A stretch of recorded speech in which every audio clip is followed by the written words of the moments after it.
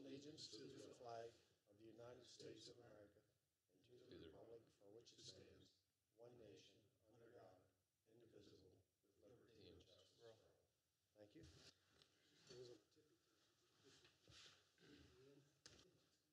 I'd like to call the May 15th, 2018 Washington County Board of County Commissioners meeting to order. With that, I'd like to ask for the approval of the May 8th, 2018 minutes. So moved. Second. Motion and second for the approval of those minutes. Any further discussion? All those in favor signify by saying aye. Aye. Opposed? 5-0. And also I'd like to have a motion to go into closed session for reasons stated. So moved. Motion and second. Any further discussion? All those in favor signify by saying aye. Aye. Opposed? 5-0. Thank you. Okay, welcome back, everyone. We're going to jump right down. We're going to skip commissioner comments until later today, and as well as with the county staff, unless staff is present and they have to present something immediately. We'll do it later, okay? Then we're going to jump right to citizens' participation. We have any citizens here today care to participate? Anything you want to tell the commissioners? Okay, let's move down to the deliberation consensus decision on application for zoning map amendment RZ 17-003 Downsville Land LLC. Mr. Allen. Good morning. Good morning.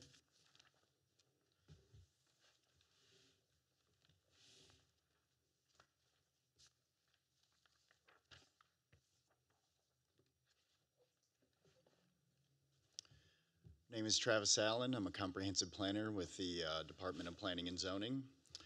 This is piecemeal rezoning case RZ 17-003, back on the agenda to reach a consensus decision. It's a request from owners Downsville Pike Land LLC to rezone 2 parcels of land totaling 1.6 acres from the current RS or residential suburban zoning to highway interchange or HI. The Planning Commission held its public information meeting on September 25th, and the Planning Commission did recommend for approval at its regular meeting on October 2nd. The County Commissioners held their public hearing on December 12th. The public comment period was closed at the conclusion of that hearing. We have received 6 public comments, all in opposition to this proposed piecemeal rezoning, all of them citing traffic or safety-related impacts to the adjacent users of Marty Snook Park, or the residential areas nearby. The commissioners have been provided with all the written documentation related to the case prior to the public hearing, and that same information is attached to today's agenda for your discussion. The applicant has claimed that there was a mistake in the zoning of the property during the comprehensive rezoning of the urban growth area in 2012, and also that there's been a change in the character of the neighborhood since 2012 as well, and provided evidence to support that claim in their application, also included in your agenda materials. The application is ready for commissioner action, and I, as well as other planning staff, is here to answer any questions if you have any. Okay, any questions, comments, commissioners? When we left looking for a consensus to move forward at one of the previous meetings, it was 2-2. There was 2 in support, 2 not in support, and mine remains the same. I oppose. I'm not in favor of moving forward with it, and so each commissioner will have to state what their position is. My position hasn't changed either. Which is? I'm going to support to move forward. I originally said no. And I would like to have Mr. Downey approve that there's been a summary judgment with the Ethics Board on my behalf. Would you explain the results of that? I'll confirm that the Ethics Commission issued an advisory opinion at your request, and their conclusion was that you were not prohibited from participating in deliberations concerning rezoning of a property owned by a business entity where a member of the entity contributed to the campaign.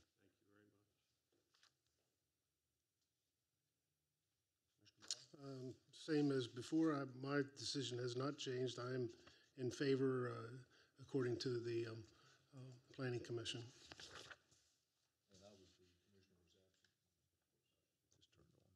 And I will vote no. Okay, and then next move will be?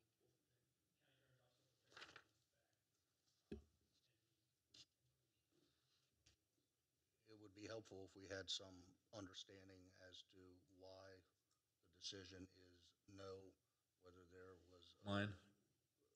Well, from the majority of the board, we have to put together a decision and findings of fact. So it's difficult for us to write it if it's just no. If there's a little discussion regarding the factors that go into substantiating the zoning decision, that would be helpful. Whether you felt that there hadn't been a change in the character of the neighborhood since 2012 when the last comprehensive rezoning took place, whether you thought there wasn't a mistake in the original zoning of the parcels for whatever reason. Just a little guidance would help us when we put together. So irregardless of the rezoning, there has to always be a division between whether it's states, counties, one side of the road or the other. And I have no doubt that, and I agree, that on the east, I'll call it the east side of what I call the Downsville Pike, 632, I think. Yes. Is and should be, and I have no problem being commercial. The other side where this property in question was residential. The houses are still there. Not only is it there, but it's on the other side of the road as well that backs up to the, I don't know the name of the development there in Halfway, but it also backs up to Marty Snook Park. And I just think it would be best served if that stayed in the residential zone. That's why I'm voting no. And for myself, I don't believe that there was a change that there's been a change in the character of the neighborhood, and I don't believe that a mistake was made in the current zoning when it was rezoned. For me, I would say that one of the charts I see in here that certainly appears that there's an increase in population in that area, citizen population, so that would tell me there's a trend towards even more residential. I think that it neighbors a park. That also lends itself to a residential neighborhood.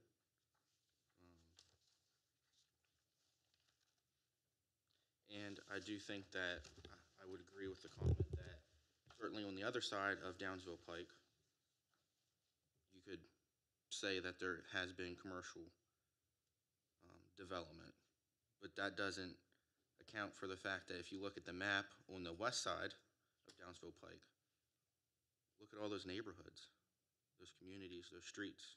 That's residential.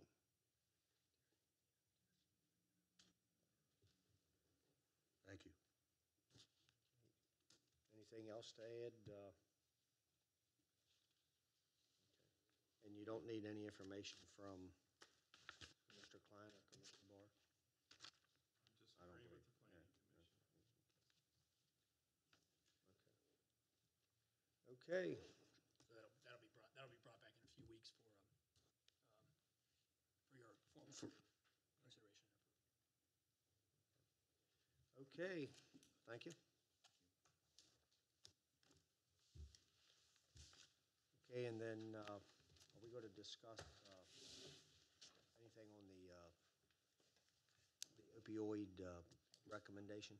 So the city of Hagerstown made a recent announcement. Perhaps the county commissioners, I know they've been presented some information and material. I defer to John for that. Right, I mean, yeah, as you saw in the newspaper yesterday, the city of Hagerstown has filed suit. They had retained Bruce Poole and a group of attorneys across the nation to represent the city of Hagerstown against the opioid manufacturers. A lot of jurisdictions are doing that. This board has considered several different groups that have done that. I believe that you're in a position to go ahead and make a motion to retain Bruce Poole and the group of attorneys that he has. Bruce Poole and A.J. Santerfani are the local counsel for a group of attorneys in the state of Maryland and across the nation. to file suit on behalf of Washington County against the opioid manufacturers. So I think that this board's in a position to do that, if you want to make a motion to do that, and we can start the process working with those attorneys. And Mr. Serafini is not our senator, so. No. AJ is in Bruce Pool's firm.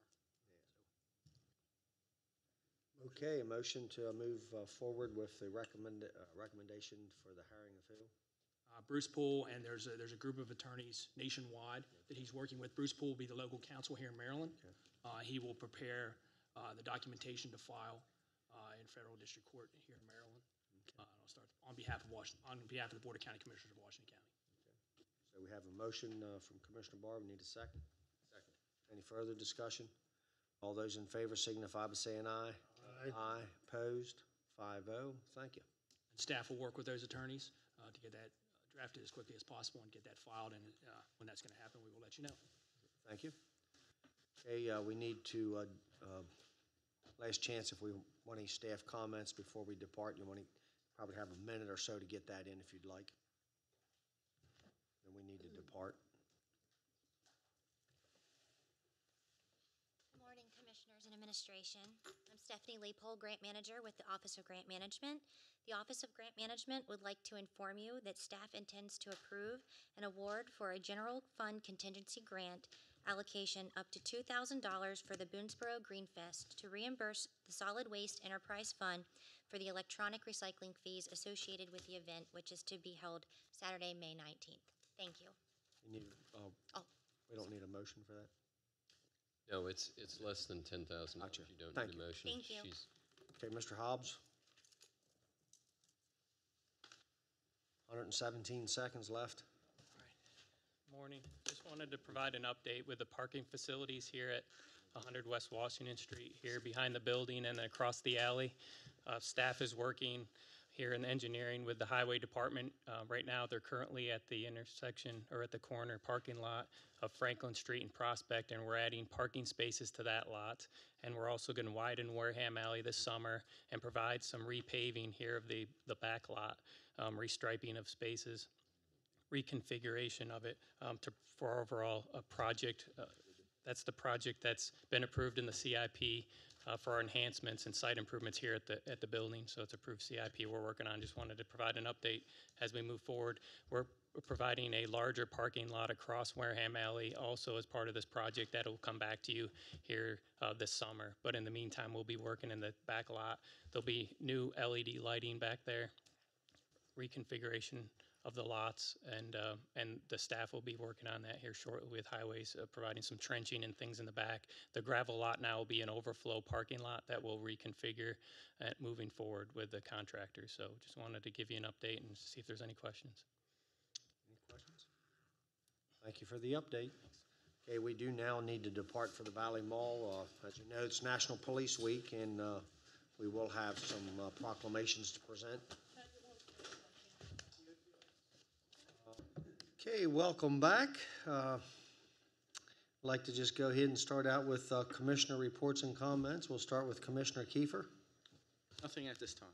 Commissioner Klein. Just to thank all our men and women in blue, our law enforcement people, in celebration of their service to our community. Thank you. Commissioner Myers. Commissioner Barr. I'd like to thank all of our long-term employees, service recognition awards breakfast this morning. Many 10, 15, 20, 25. I think we even had some 35 and 40-year recipients this morning. So, Got a 100-year award, didn't he? well, he's but Wow. in owning and operating a business, you know, it's the long-term employees that have wealth and bank of knowledge of what needs to be done in the community and how it's to be done and how to serve others, and it's just really refreshing to know that people go to work and work every day for year after year after year, sometimes doing the same old thing, but doing it with a big heart and a commitment to serving others. So I'd just like to say thank you.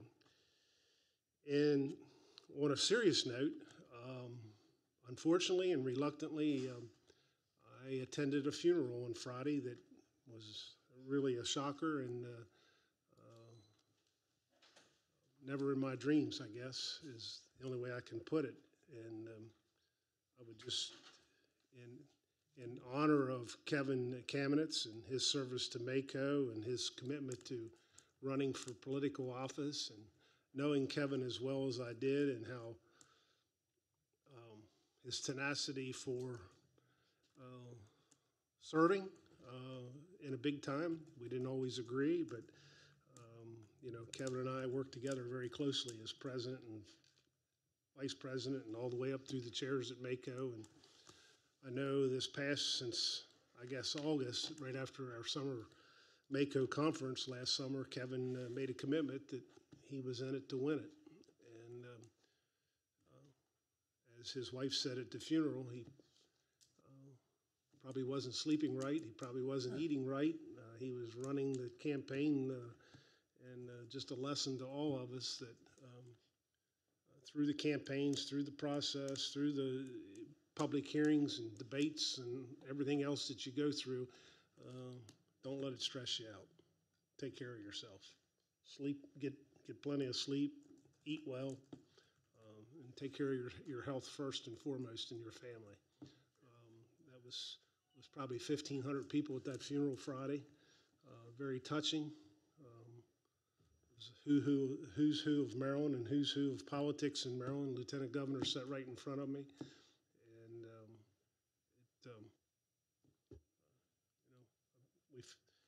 my prayers are out to Jill and the two boys, because it was very devastating. So, just a remembrance and honor of the Kamenetz family, and what Kevin did and what he meant to MACO. So, thank you. Thank you, Commissioner. Myself, I'd just like to thank our PR team and staff for putting on a wonderful event this morning. See, we have one of the recipients of the Longevity Award here with us this afternoon, John Panisi, and just a wonderful event, and just thanks to all of our employees for their dedication to our community, and wish them nothing but the best. Also, tomorrow we have a luncheon over at Elgin Station, 11:30 to 1:30. Carolyn Brooks said that she hadn't heard from all of the commissioners, so you're still invited. It'll be from 11:30 to 1:30. We'll be recognizing youth of our community. When is that? Character counts tomorrow, Okay, that's what I thought. 11:30 to 1:30, so I hope to see all the commissioners there. So they're my comments for the day. Thank you. Okay, reports from county staff. Have any staff here today care to provide a report? Okay, we'll go to Mr. Hovis. President Baker, thank you. In addition to the Sheriff's Office and our PR team for a wonderful event this morning, also Julie Rahm and the Valley Mall, show appreciation to them for hosting this morning's event. In addition to Mission Barbecue for their generous show of support and appreciation for our Deputy Sheriff and his deputies this morning by providing the meal at lunchtime. So thank you to them. Thank you. Mr. Slocum? President Baker, I'd like to second Jim's comments about the deputies and the sheriff being there today. Wonderful, wonderful display. I hope you don't mind if I mention those that served over 30 years, that it's a shorter list, but 35 years, John Snow, Solid Waste, 40 years of service, Christine Ellis, Circuit Court, and they're still in active duty for the county. There's a few that have retired that are over 30 years. I'd like to mention them very quickly. David Deneen, 33 years. Joanne Morgan, 37 years. Karen Luther, 35 years. Linwood Reedy, 32 years. Tony Peeble, 31 years. Barbara Brown, 35 years. And I'm almost done. David Snader, 33 years. And my predecessor, Mr. Gregory Murray, 35 years as well. So we saw some of those people this morning, but over 30 years with Washington County government and service, I think that's an accomplishment that is worth repeating. So thank you, sir. Thank you. County attorney issues, boards and commissions. Last chance for Staff report. Moving on. Okay, we're ready for the recognition of John Klein, Water Distribution Manager, on receipt of Maryland Rural Water Association Distribution Operations Specialist of the Year. And I'd like to ask Mr. DeVito to come forward with Mr. Klein and make some comments. And You're all right. You're not nervous? not now, buddy. Good afternoon. Gives me great pleasure to be here this afternoon. John was at the breakfast this morning receiving his 20-year recognition for 20 years with the county. So this is kind of like John Klein Day in Washington County. This afternoon we're recognizing him for being named the Maryland Rural Water Association Distribution Specialist of the Year. John is a very unique individual. John is our water distributions manager, which means every single thing that has to do with water, which is 1,380 customers from Cascade to Clear Spring to Sandy Hook. He's the number one guy, the first line of defense that goes out and determines what the problem is and mobilizes the rest of our resources to take care of it. It's a very, very unique situation. John has done it with distinguished valor, and he has done it with the utmost of professionalism over his 20 years with the county. And I can tell you that with Mr. Slocum and Mr. Hovis's renewed emphasis on customer service, if there is anybody in the county who's unsure about what good customer service is like, they need to spend a day with this man. He is absolutely exemplary. When he goes out and talks to a customer, he will spend the time to investigate to find out, is the leak on their property, on our property, and he will spend whatever time is necessary to answer whatever questions those customers have. And he's just been an outstanding person, an outstanding employee, an outstanding county employee, and he's a wonderful representative of our department, our division, and our county.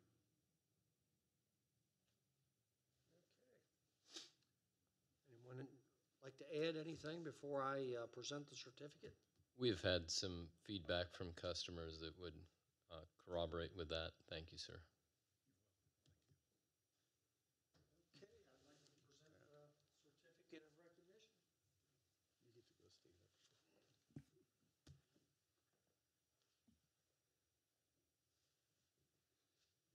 congratulations. Many times you're out doing all of the work, doing all of the customer satisfaction work, and the guys sitting around up here get all of the credit, so we just want to say thank you. This is a certificate of recognition. The Washington County Board of County Commissioners do hereby present this certificate to John Klein in recognition of receiving the Maryland Rural Water Association Distribution Operations Specialist of the Year Award. Your dedication and excellent customer service is a positive example of an exemplary Washington County employee. We, the Board of County Commissioners of Washington County, Maryland, hereby commend you on this wonderful accomplishment. Again, signed by all 5 county commissioners, and thank you so much for making us proud. Thank you.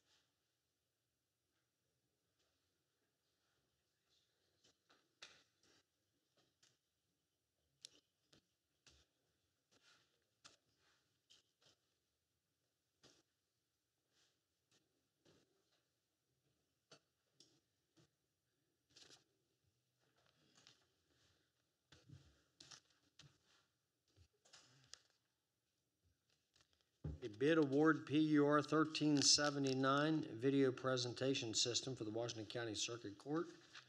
Ms. Noggle and Ms. Hanson, how are you two today? Good. Definitely good.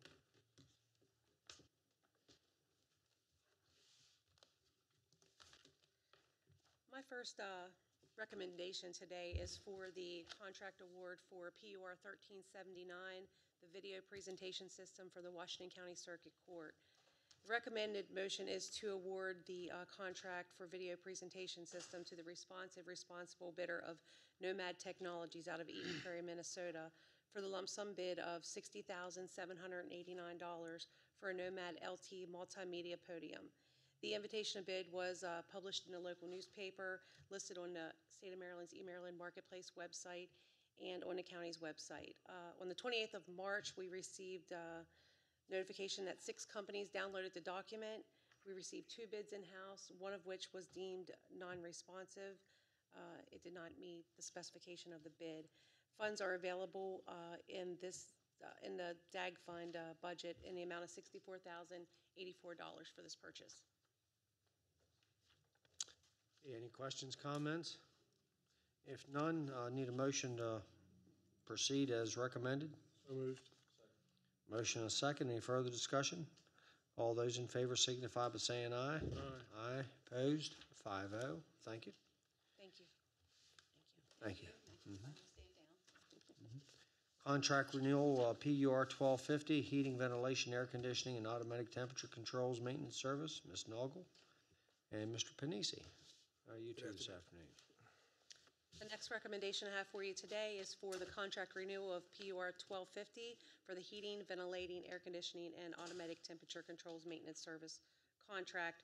We move to renew the contract for the HVAC ATC services with Miller & Anderson out of Clearbrook, Virginia, as requested in their letter dated March 18th. Miller & Anderson did request an average increase of 5.4%, which is a 6.4% increase from last year's pricing. April 30th, 2014, one bid was received on this contract and was awarded by the board on June 3rd of 14.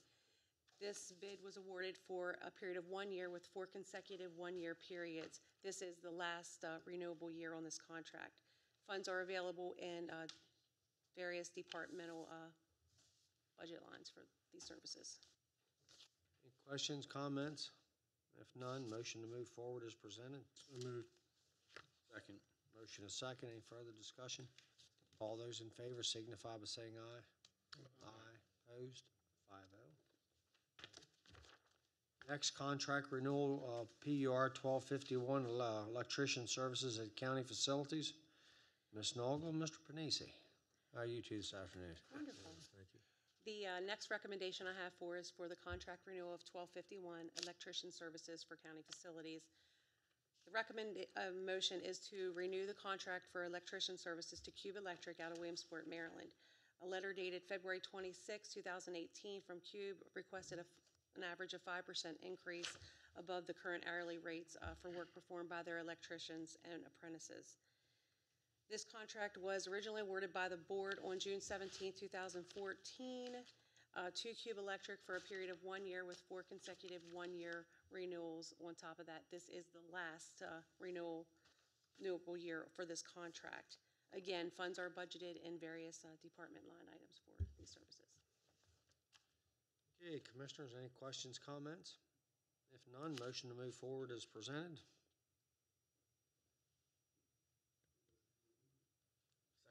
Motion is second. Any further discussion? All those in favor signify by saying aye. Aye. Opposed? 5-0. Thank you. Thank you. Thank you, gentlemen.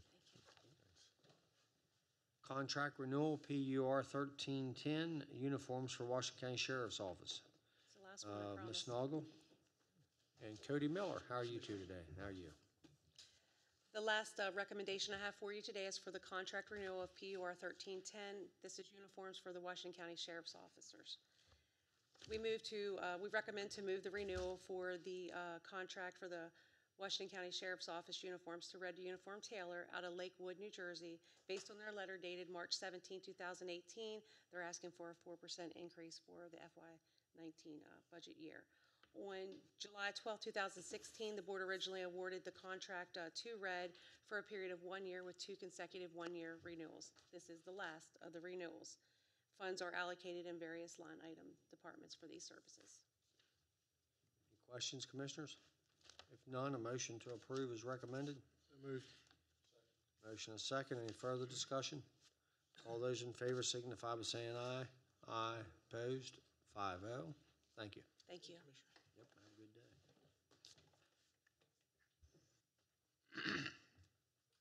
Okay, I don't see Chris Boggs, Eric Seifert. Let's move down to the, you ready, for the housing bond? You want to do that first? Yep, housing, well, I don't see your name there for the other I don't ones. know where Eric is. It's not like them to be late. I can cover that for you if you'd like to do Well, that then now. let's do it. You can cover the Harry Benton? Yeah, both of the rural legacy applications. Okay, well, let's just go ahead and do it. We'll start with the Harry Benton Jr. Rural Legacy Program and Agricultural Conservation Easement Program. Okay, you've approved these applications many times in the past, so this is kind of routine. It's the rural legacy program that we've been administering for years.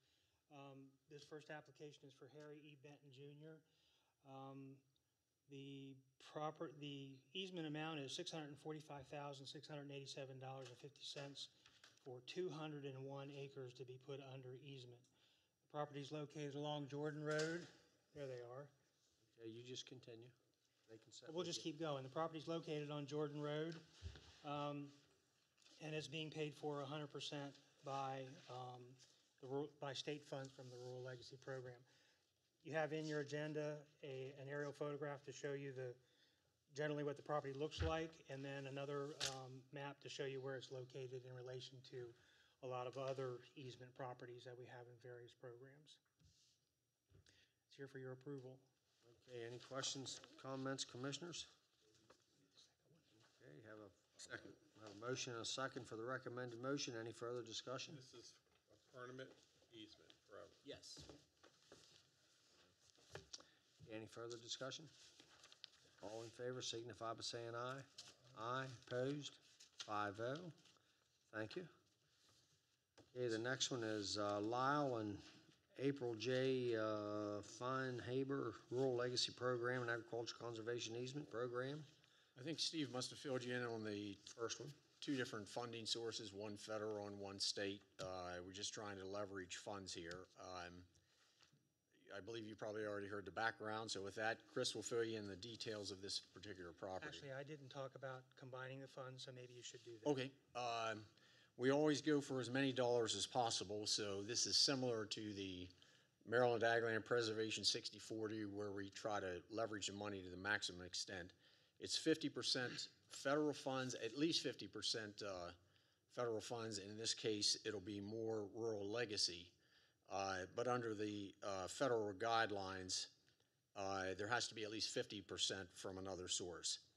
And again, permanent easements, as we mentioned, working with the federal government, there's a lot of extras we had to put into this. That's why you see in the agenda, we originally had approval in 2015 for the project itself, the grant. It has taken us a lot of time to get this thing going, but the end is near. So with that, I'll pass it off to Chris for the specifics on this property. Yeah, the property itself is a little over 157 acres down on Ketzel Road in South County in Roarsville. The easement itself is going to protect a combined 65 acres of woods, 5 acres of pasture, 59 acres of crop, and almost 22 acres of hay land. It'll buffer a portion of Israel Creek.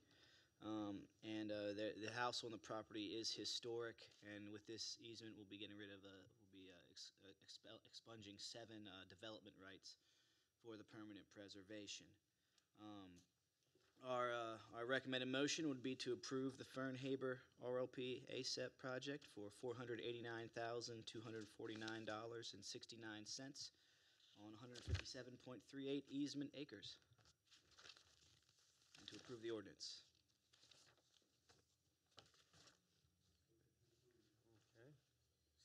Motion and second. Any further discussion? All those in favor signify by saying aye. Aye. Opposed? Thank you.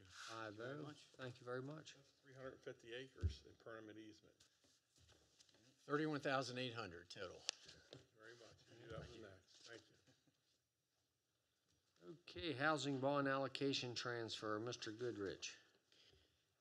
Okay, I'm here to gain your approval to transfer Washington County's 2018 housing bond allocation in the amount of $5,357,534, transferring that to the Community Development Administration in the state's Department of Housing and Community Development.